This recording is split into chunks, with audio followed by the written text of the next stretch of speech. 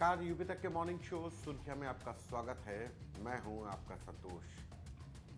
शुरुआत आज हिंदी के अखबार नवभारत टाइम्स से। हेडलाइन, भारत पाक युद्ध के बीच एक तरीके से जो शुरू हुआ है बॉर्डर पर संघर्ष, पाकिस्तान की सेनाएं लगातार भारत के रिहायशी इलाकों को निशाना बना रही हैं। भारत ने नाकाम किए कई मोर्चों पर पाक के हमले।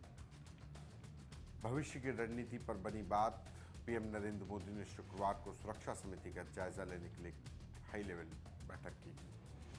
उत्तर प्रदेश से जुड़ी खबरों में एक खबर राहत भरी महिलाओं के लिए। जिन महिलाओं के नाम पर प्रॉपर्टीज खरीदी जा रही हैं, उन महिलाओं के लिए एक राहत भरी खबर है कि उत्तर प्रदेश सरकार ने निर्णय लिया है कि अब 1 करोड़ तक की संपत्ति खरीदने पर महिलाओं को 1% तक की स्टैंप ड्यूटी में छूट मिलेगी। अभी तक 10 लाख तक की प्रॉपर्टी खरीदने पर 1% की छूट होती थी, लेकिन अब उत्तर प्रदेश सरकार यह दायरा बढ़ाने जा रही है। यह महिलाओं के लिए एक सशक्तिकरण की ओर बढ़ता कदम है।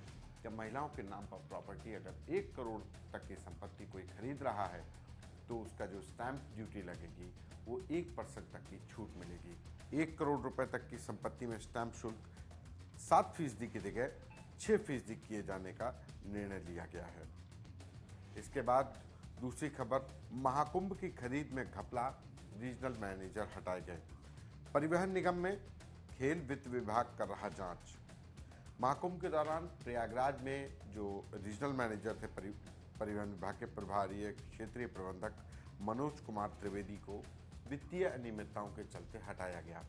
दरअसल महाकुंभ के दौरान तमाम परचेज किए गए, यानी कि तमाम सामानों की खरीद की गई।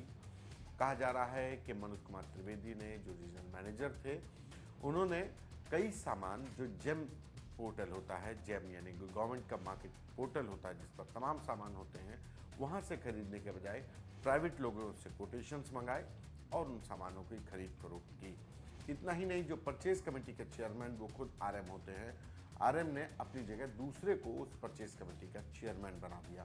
इन तमाम आरोपों की जांच हो रही है। उनको फिलहाल हटा दिया गया है, परिवहन मुख्यालय से अटैच किया गया है।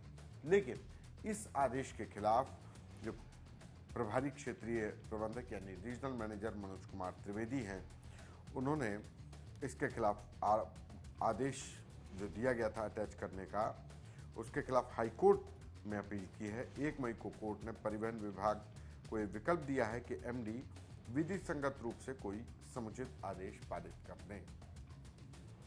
इसके बाद आगे बढ़ते हैं। जो दूसरी खबर है, एआई में दक्ष होंगे 10 लाख नौजवान, तकनीक से जुड़ेंगे 10 लाख किसान। आर्टिफिशियल इंटेलिजेंस एक ऐसी तकनीक जिसका इस्तेमाल न सिर्फ रोजमर्रा के कामों में हो रहा, बल्कि आर्टिफिशियल इंटेलिजेंस का इस्तेमाल खेती, किसानी और उद्योगों में भी हो रहा है। ऐसे में बढ़ता एआई का इंटरफेरेंस या इम्पोर्टेंस रोजगार के अवसर पैदा कर रही है। दूसरी खबर है, भरे हैं गोदाम, बेजा खरीदारी से बढ़ न जाए दाम। भारत पाक युद्ध जिस तरीके के हालात हैं, बॉर्डर पर जो संघर्ष चल रहा है, उसको देखते हुए अफवाहों का बाजार भी गर्म है। लोग घरों में सामान इकट्ठा कर रहे हैं। कुछ लोगों को ये भ्रम हो गया कि कहीं सामान कम ना हो जाए, मार्केट में कोई अचानक से कोई आदेश ना आ जाए, तो इसको लेकर के कालाबाजारी होने की आशंका बढ़ गई है। ऐसे में भरे गोदाम, बेजा खरीदारी से बढ़ न जाए दाम। एक आशंका यह है कि अगर लोग सामान इकट्ठा करने लगेंगे तो उस सामान के दाम बढ़ जाएंगे, जबकि सरकार के पास गेहूं, चावल, शक्कर, गैस, पेट्रोल, डीजल सभी के ज़रूरत से ज़्यादा भंडार है। व्यापारी भी कह रहे हैं कि उनके पास स्टॉक रखा हुआ है, कहीं किसी को कोई परेशानी नहीं होगी। मैच रद्द होने के बाद जोश हाई। मौजूदा हालात को देखते हुए कल लखनऊ में इकानम स्टेडियम में आईपीएल का मैच होना था, उसको रद्द कर दिया गया। नया शेड्यूल जारी होगा। कल एकाना स्टेडियम में होने वाले मैच को लेकर लखनऊ वालों में खासा जोश था, लेकिन जब बीसीसीआई ने इस मैच को रद्द करने का फैसला लिया, आगे इसकी डेट डिक्लेयर होंगी, तब भी लखनऊ के क्रिकेट प्रशंसकों के जोश में कमी नहीं आई। उनका कहना था कि पहले पाकिस्तान को जवाब दे दिया जाए, मैच तो हम बाद में भी देख लेंगे। इसके बाद बारी दैनिक जागरण अखबार की। दैनिक जागरण अखबार ने इस खबर को नेपाल सीमा से सटे जिलों में 189 अवैध मदरसों के विरुद्ध कार्रवाई। 189 अवैध मदरसों। इंडो नेपाल बॉर्डर पर उत्तर प्रदेश सरकार कई सालों से, बीते 3 सालों से अवैध मदरसों की पहचान करवा रही थी और अब जो मौजूदा हालात हैं, पहलगाम हमले के बाद जब भारत ने एयर स्ट्राइक किया और काउंटर पाकिस्तान ने अटैक किया, तो उसके बाद से इंडो नेपाल बॉर्डर पर जो अवैध मदरसे हैं या जो अतिक्रमण करके सरकारी ज़मीनों पर कब्जा किया गया, उन पर बुलडोज़र का एक्शन हो रहा है और अब तक नेपाल से सटे जिलों में 189 अवैध मदरसों के विरुद्ध कार्रवाई की गई है। इसके बाद जो दैनिक जागरण उत्तर प्रदेश से जुड़ी हुई खबर है कि वर्ल्ड बैंक के चेयरमैन अजय बंगा कल लखनऊ में थे। उन्होंने कल मुख्यमंत्री योगी आदित्यनाथ से मुलाकात की और मुलाकात के बाद यूपी बनेगा विकसित भारत का आधार, वर्ल्ड बैंक के चेयरमैन अजय बंगा ने कहा। कल जब अजय बंगा यहाँ पर थे तो एक सवाल जो IMF ने पाकिस्तान को 1 करोड़ का लोन सैंक्शन किया है उस पर भी उठने लगा। पाकिस्तान को IMF ने जो लोन मिला उस पर कहा जाने लगा कि ये भारत ने ऐतराज़ जताया है कि इसका इस्तेमाल जो IMF ने दिया है पाकिस्तान को लोन, उसका इस्तेमाल आतंकवाद में होगा। कल अजय बंगा से एक सवाल यह भी पूछा गया कि सिंधु जो समझौता है, सिंधु प्रोजेक्ट है, विश्व बैंक से पूछा गया कि हम भूमिका इसमें वर्ल्ड बैंक की भूमिका क्या होगी। इसकी समस्या के समाधान के लिए वर्ल्ड बैंक की तरफ से कोई पहल की जाएगी। तो साफ तौर पर सोशल मीडिया एक्स अकाउंट पर अजय बंगा की तरफ से लिखा गया कि हमने सिर्फ फंड दिया है, ये हमारा मैटर नहीं है, हमारा कंसर्न नहीं है। इसके बाद संविदा कर्मियों की भूख हड़ताल, कई एक्सीडेंट हुए हैं।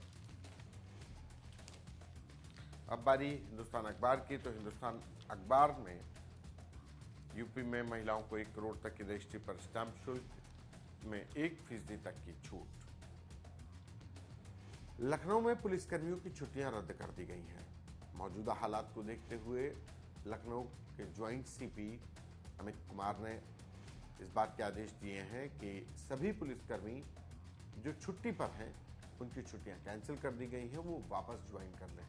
ऐसी कोई आपात स्थिति नहीं है, लेकिन आपात स्थिति से एडवांस में निपटने के लिए कि अचानक कोई परिस्थिति हो जाए तो पुलिसकर्मी अगर छुट्टी पर होंगे तो कैसे मैन पावर का डिप्लॉयमेंट होगा, फोर्स का डिप्लॉयमेंट होगा। इस स्थिति को देखते हुए लखनऊ में पुलिसकर्मियों की छुट्टियां रद्द कर दी गई हैं और कह दिया गया है कि तत्काल वो अपनी थाना, चौकी, जहां पर भी पोस्टिंग वहां ज्वाइन करें। आपात स्थिति से निपटने के लिए बिजली विभाग भी तैयार है।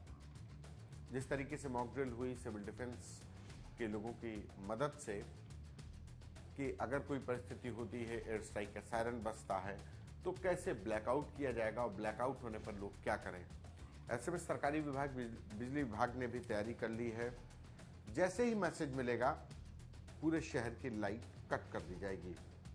132 और 220 kV उपकेंद्र से सीधे बिजली बंद करने की अनुमति स्टेट लोड डिस्पैच सेंटर देगा। एक व्हाट्सएप ग्रुप बनाया गया है कि जैसे ही एक आदेश अगर कोई मिलता है कि किस इलाके की या शहर की लाइट ऑफ करनी है तो पावर हाउस से ही लाइट ऑफ कर दी जाएगी। उपभोक्ताओं से सायरन बजते ही बिजली उपकरण बंद करने की अपील की गई है। जगह जगह पर पुलिस पेट्रोलिंग कर रही है, रूट मार्च कर रही है। इसके बाद अमर उजाला अखबार की। अमर उजाला अखबार ने तमाम खबरों के बीच एक खबर जो महत्वपूर्ण है वो है अपनी कुंडली खंगालने को खोलने को तैयार नहीं सहायता प्राप्त माध्यमिक विद्यालय। उत्तर प्रदेश सरकार ने जो एडिड जो माध्यमिक विद्यालय थे उनसे कहा था कि उनके स्कूलों में कितने टीचर्स हैं, किस विषय के कितने टीचर्स हैं, उसका पूरा डिटेल वो ऑनलाइन देंगे। लेकिन जो एडेड स्कूल हैं, माध्यमिक विद्यालय हैं, वो ये जानकारी दे नहीं रहे हैं। ऑनलाइन इसका जो इन्फॉर्मेशन अपलोड करनी थी वो नहीं दी जा रही है। उत्तर प्रदेश में 4512 विद्यालयों में सिर्फ 812 विद्यालयों ने सूचना दी है और ये ऑनलाइन सूचना देनी थी जो अभी तक नहीं दी गई है। इसके बाद बीते महीने यूपीएससीएफ के इंस्पेक्टर मुठभेड़ में मारे गए थे सुनील कुमार, जिनको लोग विभाग में दादू कहते थे। वो एक बदमाश को पकड़ने गए और उस बदमाश से क्रॉस फायरिंग में सुनील कुमार वीरगति को प्राप्त हुए। उत्तर प्रदेश पुलिस ने अपने इस जाबाज इंस्पेक्टर के परिवार की आर्थिक मदद के लिए एक बीड़ा उठाया और विभाग के लोगों ने अपनी तरफ से जो स्वैच्छिक कहा जाए कि मदद की गई, उसमें 1,80,00,000 रुपए का चेक इंस्पेक्टर के परिवार को दिया गया। अब टाइम्स ऑफ इंडिया में vigil patrolling intensified as city ramps up security steps. पूरे शहर में सिक्योरिटी और पेट्रोलिंग बढ़ा दी गई है। मौजूदा हालात को देखते हुए चाहे गाड़ियों की पेट्रोलिंग हो या फिर जो पार्किंग एरियाज हैं जहां पर गाड़ियां खड़ी होती हैं वहां पर पेट्रोलिंग बढ़ा दी गई है। फोर्टिफाइंग सिक्योरिटी अपरेटस, जो सिक्योरिटी के जो अपरेटस हैं, चाहे DFFMD हो, जो HHMD हो, इन तमाम जो मेटल डिटेक्टर्स गेट्स होते हैं उन सबको तुरंत एक बार से रिस्क्रूटनाइज किया जा रहा है, उनकी सिक्योरिटी चेक किया जा रहा है, काम कर रहे हैं कि नहीं। एक तरीके से लखनऊ पुलिस तैयार है और सिर्फ लखनऊ नहीं, पूरी उत्तर प्रदेश पुलिस तैयार है। शाम को बाजारों में पेट्रोलिंग के आदेश दिए गए हैं, इंडो नेपाल बॉर्डर पर गश्त बढ़ाई गई है और साथ ही नेपाल से सटे जो पुलिस थाने हैं, चौकियों, वहां पर सघन चेकिंग अभियान चलाने के आदेश दिए गए हैं। इसके अलावा सोशल मीडिया पर भी जो लोग अफवाह फैला रहे हैं, जो पाकिस्तान की हिमायत कर रहे हैं, जो भारत का विरोध कर रहे हैं, उनके खिलाफ भी कार्रवाई का दौर शुरू है। डीजीपी मुख्यालय में सोशल मीडिया मॉनिटरिंग टीम या सोशल मीडिया पेट्रोलिंग टीम लगातार ऐसे लोगों पर कार्रवाई कर रही है। मेरठ में ऐसे 2 युवकों को गिरफ्तार कर जेल भी भेजा गया है। तो ये थी आज की प्रमुख खबरें, हेडलाइंस, जिनका आपके लिए जानना था जरूरी, जिनका था आपसे सरोकार। यूपी तक के इस मॉर्निंग शो सुर्खियां में आज बस इतना ही। दीजिए मुझे इजाजत।